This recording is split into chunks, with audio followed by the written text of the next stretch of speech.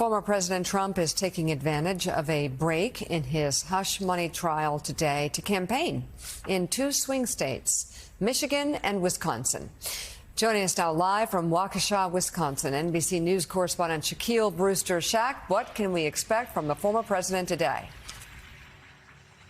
Hi there, Mika. Well, look, Donald Trump will be able to hit the campaign trail. It's the place that he says he's wanted to be as he's been stuck in that New York City courtroom dealing with that criminal trial. And when you look at his Truth Social and social media posts, you get a sense of what is top of mind for him. And it's back to what he's been going through in New York. You see him this morning attacking the judge, saying that the judge is crooked, that the trial is rigged, that he's facing election interference, though notably not seeming to break or violate that gag order that he's facing and that he was or that he was fined for just yesterday. You also see the former president talking about those college protests that we're seeing all across the country, suggesting that they're organized in a way that's to take attention away from the border. So you can hear immigration, you can expect immigration to be something that we hear as he hits the campaign trail today. He's, as you mentioned, visiting Wisconsin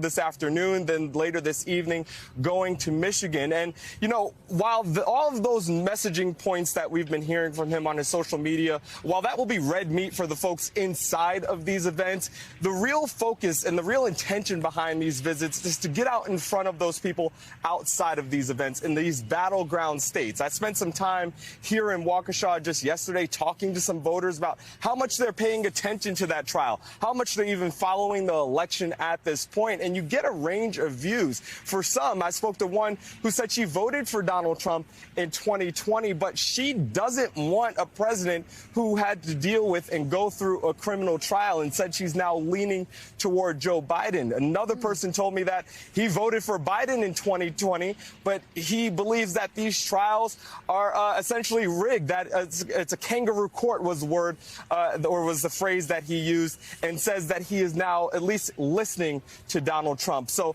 the impact of the trial will be something that we continue to watch here on the trail, and it's clearly top of mind for Donald Trump.